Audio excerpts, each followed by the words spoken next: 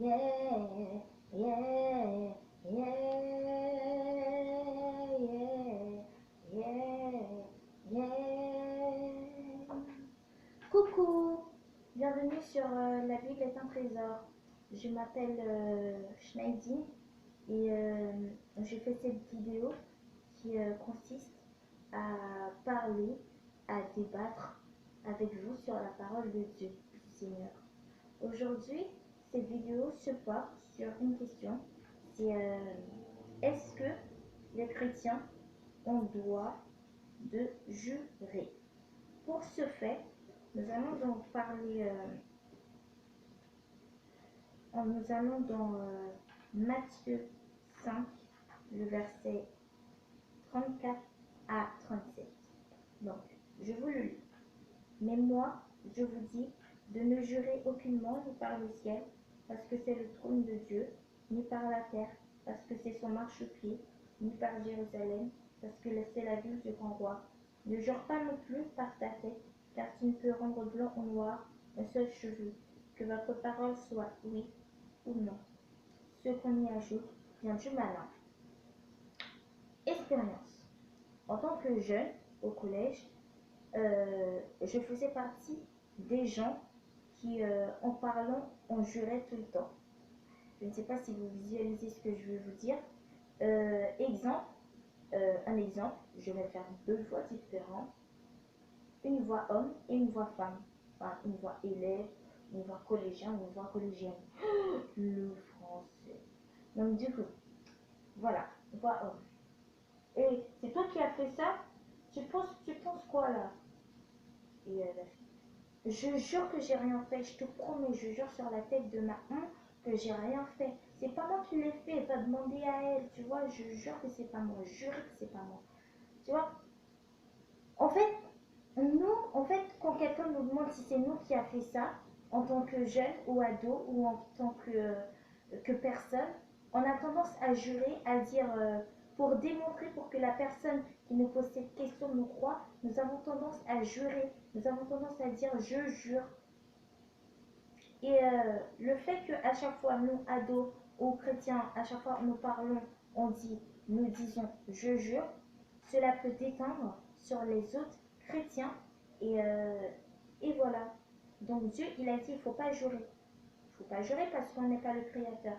Il ne faut pas jurer parce qu'en fait, entre guillemets, nous, les ados, on jure parce qu'en fait, c'est une façon de parler. C'est comme quand on dit genre, je m'en truc ou nanana. C'est pas, on pense pas que c'est mauvais, tu vois.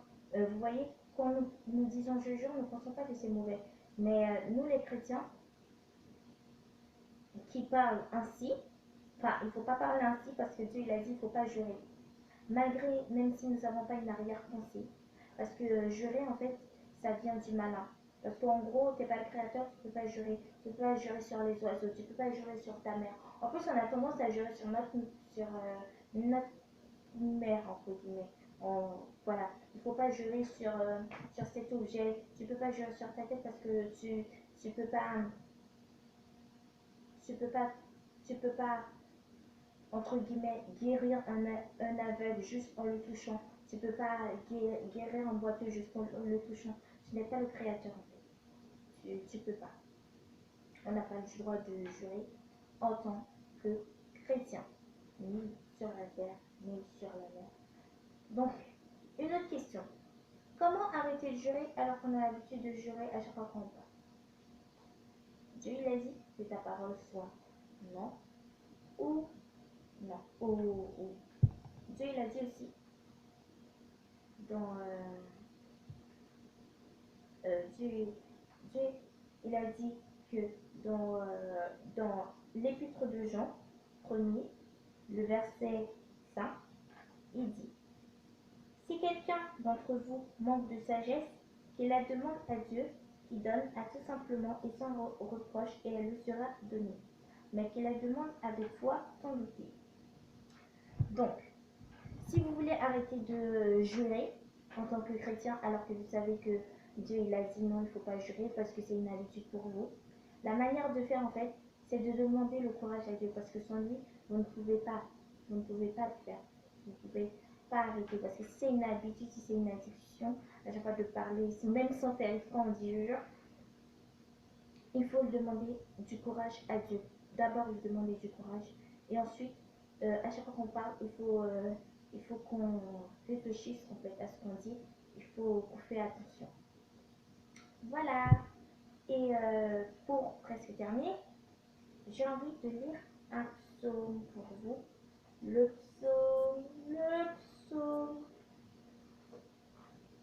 le psaume 41. Heureux celui qui s'intéresse aux pauvres. Au jour du malheur, l'Éternel le délivre. L'Éternel le garde et lui conserve la vie. Il est heureux sur la terre. Tu ne le livres pas au bon plaisir de ses ennemis. L'Éternel le soutient sur son lit de douleur. Tu le soulages dans toutes ses maladies. Je dis Éternel, aie pitié de moi, aie pitié de nous, guéris notre âme, car nous avons péché contre toi. C'est la parole du Seigneur. Et un chant. Oh, oh, oh, oh, Seigneur, mon Rédempteur, ma force, nous te demandons le courage. Seigneur, nous venons à toi. Seigneur, ne nous abandonne pas. Aide-nous, aide-nous dans nos douleurs. Nanana. Vous avez peut-être douté que j'étais en train d'interpréter. C'était pas une. J'étais en train de. Bref, je vous en supplie, likez ma chanson, likez ma vidéo. Et on se retrouve pour la fois prochaine, j'espère. Au nom du Père, du Fils et du Saint-Esprit. À bientôt. Et, si vous avez des commentaires, ou veuillez laisser des commentaires. Si vous avez des questions, peut-être que je pourrais vous répondre. Au revoir, merci d'avoir pris la patience et la gentillesse d'avoir écouté, d'avoir vu ma vidéo. Bon, salut!